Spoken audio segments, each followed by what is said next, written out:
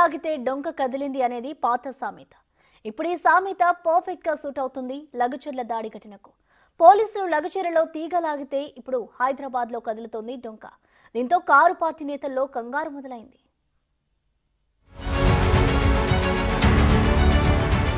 లగచర్ల ఘటనలో పోలీసుల దూకుడు, వెలికితీస్తున్న కుట్రదారుల చిట్టా,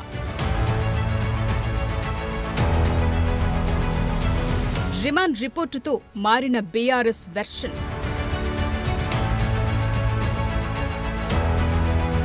పూటకో మాట గంటకో స్టేట్మెంట్.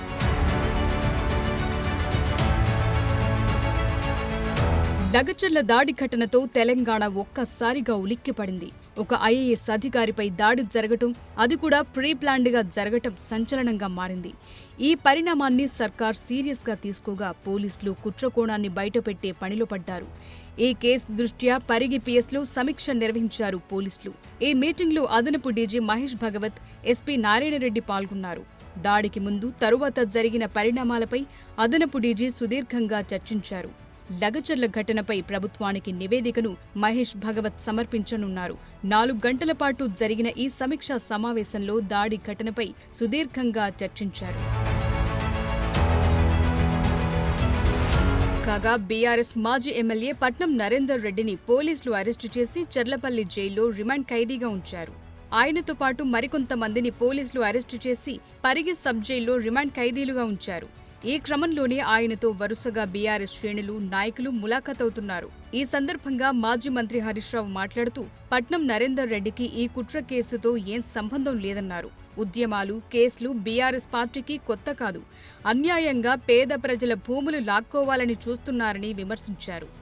పట్నం నరేందర్ రెడ్డి గారు ఒక ప్రతిపక్ష పార్టీగా, ప్రతిపక్ష నాయకుడిగా ఆ రైతులకు అండగా నిలిచే ప్రయత్నం చేసినాడు. రైతులకు ధైర్యాన్ని ఇచ్చే ప్రయత్నం చేసినాడు. ఆయనకు ఏ సంబంధం లేదు. కాంగ్రెస్ పార్టీ నాయకులు మాట్లాడుతుండ్రు, ఈ సంఘటన జనీకులు రాయించుడు, అబద్దాలు మాట్లాడు, కాంగ్రెస్ నాయకులు ప్రెస్ మీట్లు పెడుతుండ్రు. పోలీసు ఒకే ఒక్కసారి ఆ రోజు ఫోన్ వచ్చిందని చెప్పి ఇవాళ మీరు ప్రతిపక్షాల మీద అక్రమ కేసులు పెట్టచ్చు, కానీ ప్రజా తిరుగుబాటు నుంచి తప్పించుకోలేరు. ఇవాళ నేను అడుగుతా ఉన్నా, ఎవరు జరిగినా బీఆర్ఎస్ కుట్ర అంటాడు.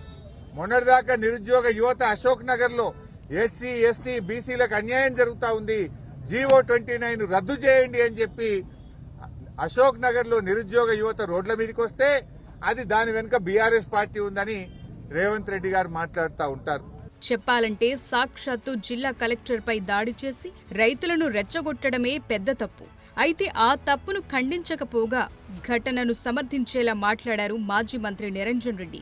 అధికారులెవరో ప్రజలకు ఎలా తెలుస్తుందని వ్యాఖ్యానించారు. కలెక్టర్, కడా చైర్మన్, ఇతర అధికారులెవరో లగచర్ల గ్రామస్తులకు ఏం తెలుస్తుందని మాజీ మంత్రి నిరంజన్ రెడ్డి పరోక్షంగా ఘటనను సమర్థించేలా మాట్లాడారు. వాళ్ళ దృష్టిలో అది కీడు కాదు, మంచి అని మీరు నచ్చజెప్పే ప్రయత్నం చేయండి.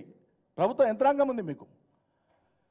ఓ గ్రామానికి పోయినటువంటి అధికారులకు ప్రజల దృష్టిలో, ప్రజలకు, జనసామాన్య చదువురాని జనము, పైగా గిరిజనులు ఉన్నారు, వాళ్ళు పాపం వాళ్ళకి ఆందోళన ఉంది, బాధ ఉంది.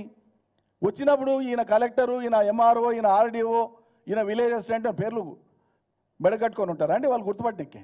సో రిమాండ్ రిపోర్టులో కుట్రకోణం బయటపడగానే బీఆర్ఎస్ నేతల వెర్షన్లు మారిపోతున్నాయి.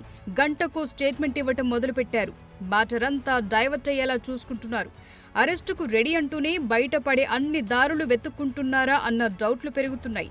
నిజానికి ఏదైనా పరిశ్రమలొస్తే వ్యతిరేకించొచ్చు, కోర్టుకెళ్లొచ్చు, కంప్లైంట్ కూడా ఇవ్వచ్చు. తన్ని తరమాలని ఎలా అంటారన్నదే ప్రశ్న.